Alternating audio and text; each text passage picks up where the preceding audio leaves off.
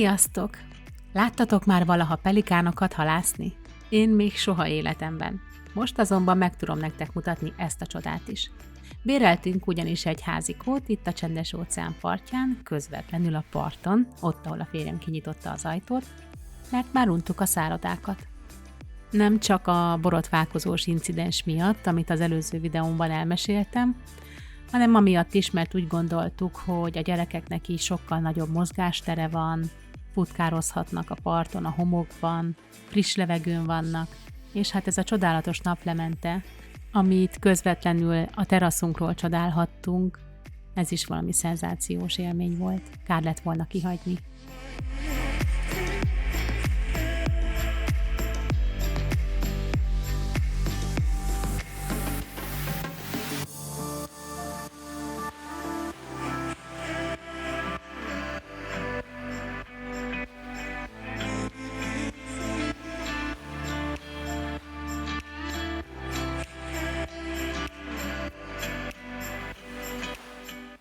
Arra azonban kimondottan figyeltem, hogy ne legyen kandalló a házban, ahogyhogy most kinti kandallós házat béreltünk.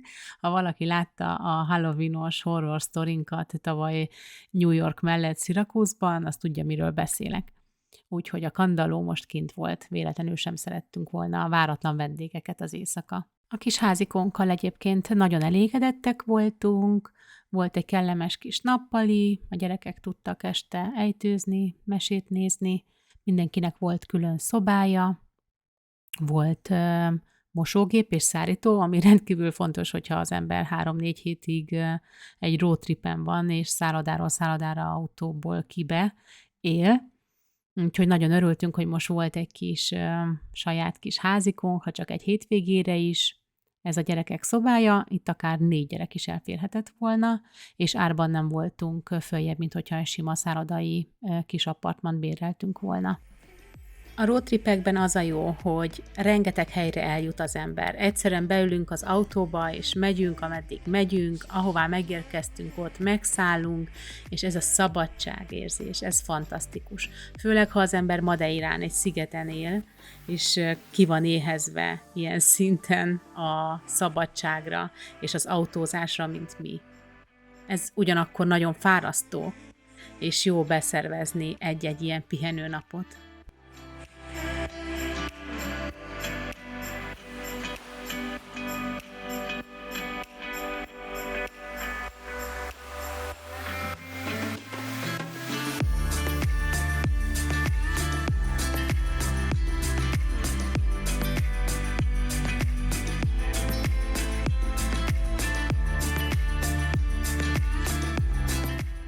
Csodálatos volt végigkövetni, ahogy lement a nap, és teljesen besötétedett.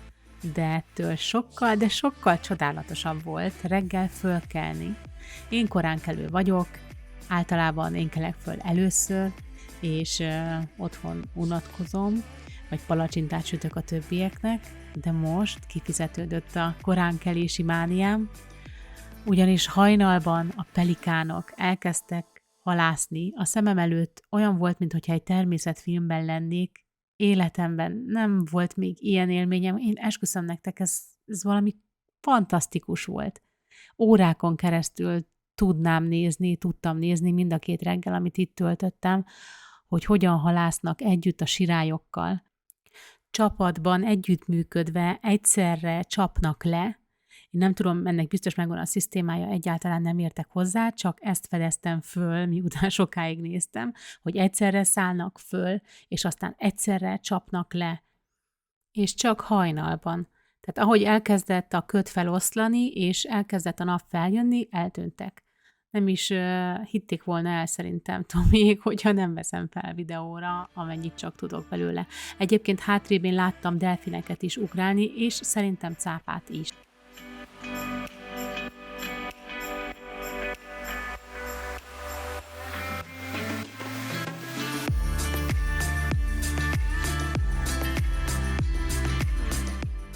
Rajtam kívül egyébként 1-2 ilyen elvetemültebb halász volt csak a parton. Normális ember ilyenkor még alszik, én korábban el nem tudtam volna képzelni, hogy én koránkelő leszek, soha nem értettem a nagyszüleimet, hogy tudnak hajnalban fölkelni. De hát ez úgy látszik a korral jár. Viszont a mama mindig azt mondta, amikor megkérdeztem, hogy ki korán kell aranyat lelni, és tessék. Mint mindenben, ebben is igaza lett.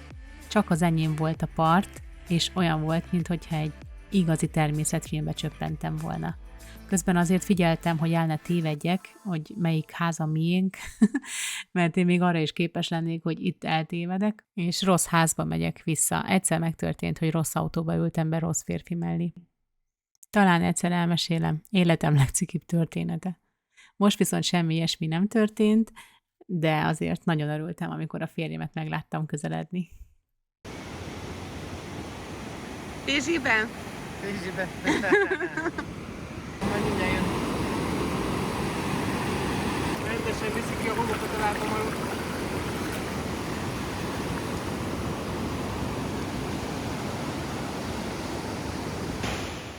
Ahogy elkezdtünk fölfelé sétálni a parton, megtaláltuk ezt.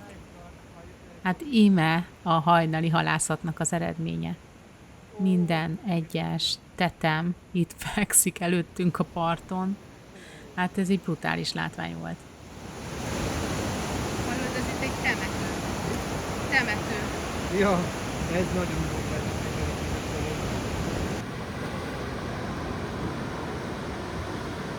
Szerinted már meghalt? Hát nem tudom. Kiszáradva még nincs teljesen, de elég kemény. Úristen!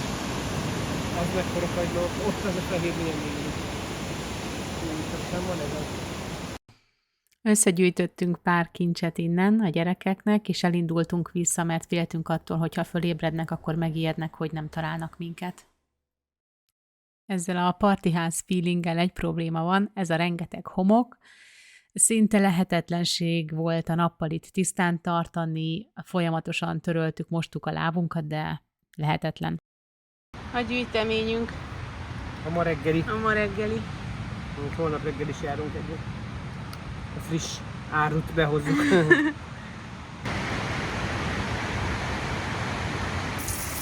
Nekem is.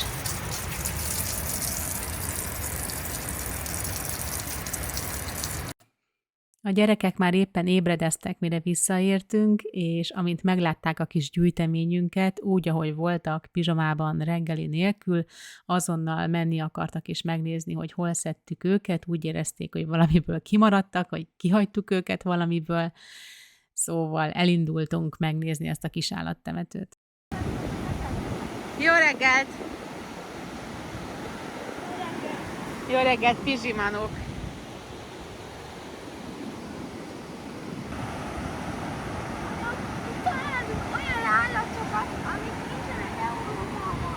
Igen.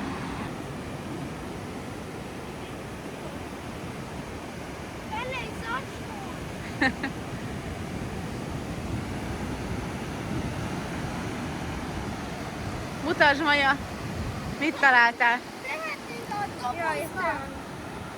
De gyönyörű. Mutasd, Noncsikám. Hívják föl apát, hogy hozza a dobozt. Fordítsd meg, hogy milyen. Nagyon szép.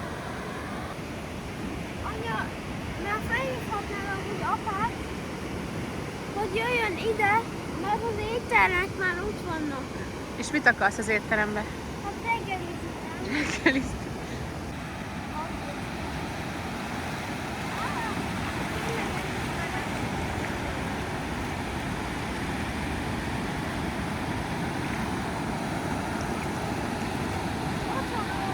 Igen.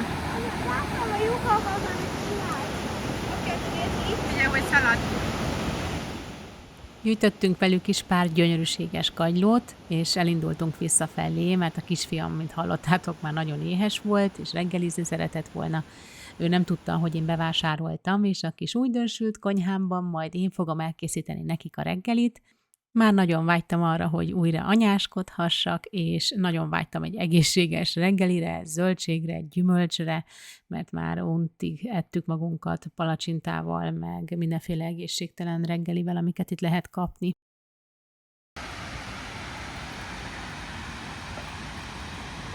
Mit csinálsz? Kimosom. Hoztál az óceánból vizet?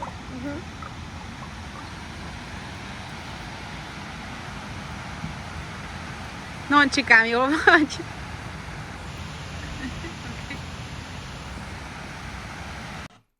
Második nap délutánra már ennyire unatkoztunk, a kisfiam elkezdte elásni magát, úgyhogy úgy döntöttünk, hogy nekünk pihenésből ennyi elég volt, úgy látszik, hogy mi egy ilyen aktív nyaralós család vagyunk, úgyhogy eldöntöttük, hogy akkor irány a SeaWorld, és belevágunk újra a kalandokba.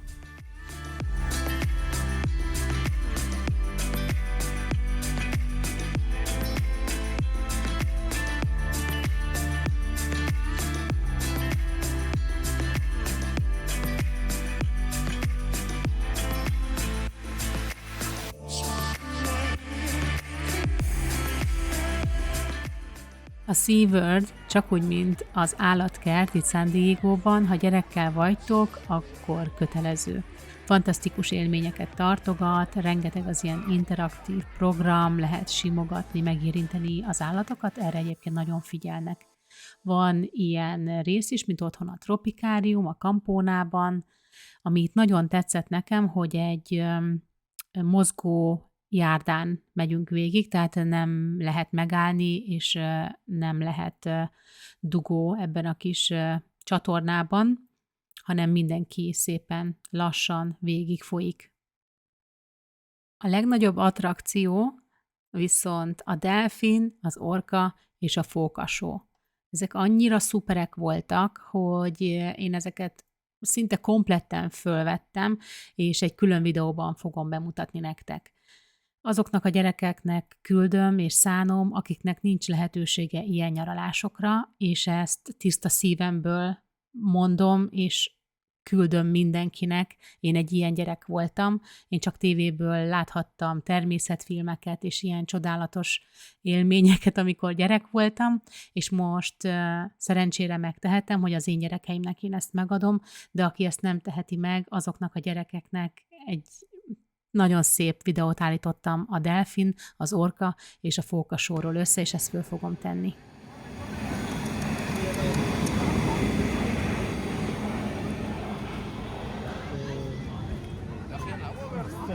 Mint egy hal.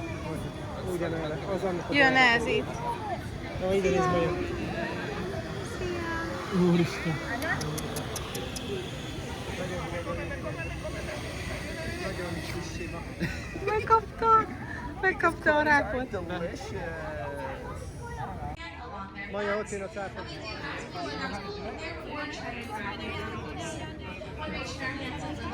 Figyelj, hátra, igen.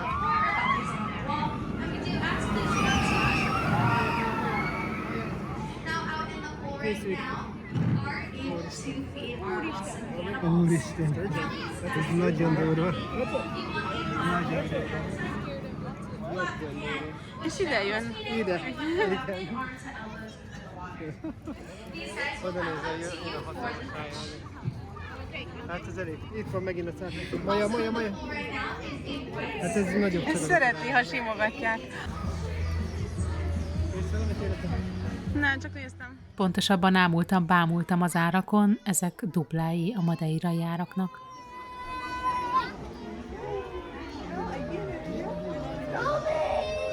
Na most hol fog jönni? Fönt. Hogy lent?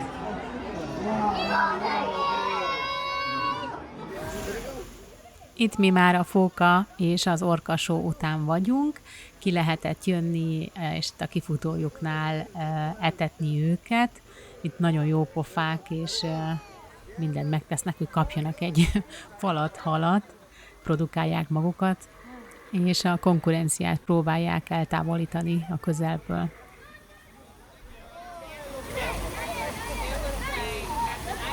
Ellopta? Ellopta. Egy jó nagy halat.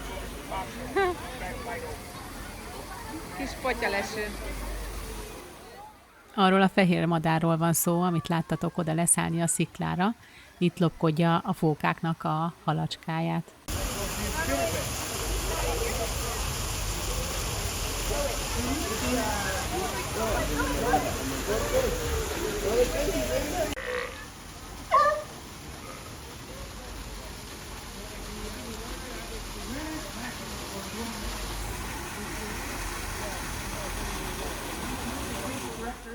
San Diego úgy látszik nagyon büszke a fókáira, nagyon nagy becsben vannak tartva. Az előző videómban láthattátok, ahogy a nyilvános strandon együtt úszkálnak az emberekkel. Olyan jó volt ezt látni, hogy így megfér egymás mellett a két faj, és megosszák a strandot lényegében, és senki nem bánt senkit.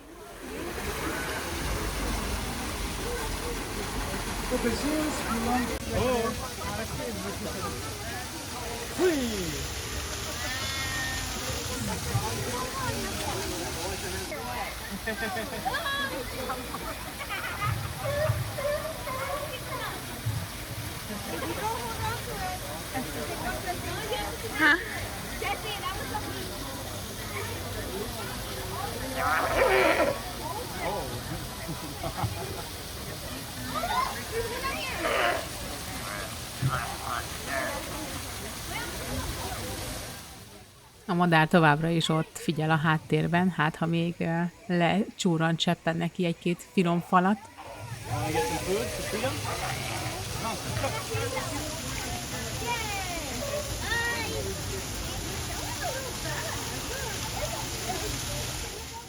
Egyébként itt a SeaWorld-ben az attrakciókon és az állatokon kívül még rengeteg szórakozási lehetőség van a gyerekeknek.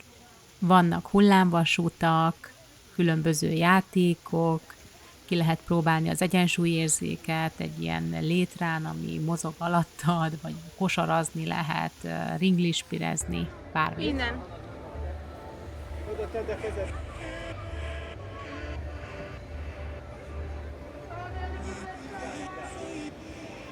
Maja.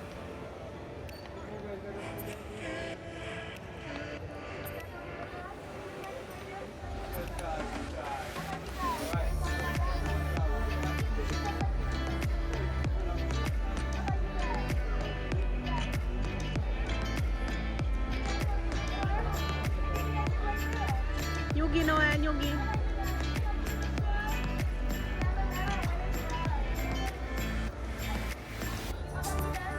Ajjajjaj.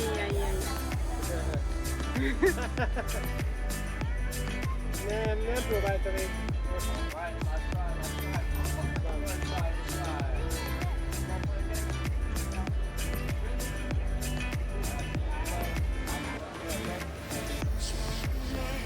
Nem olyan gyorsan.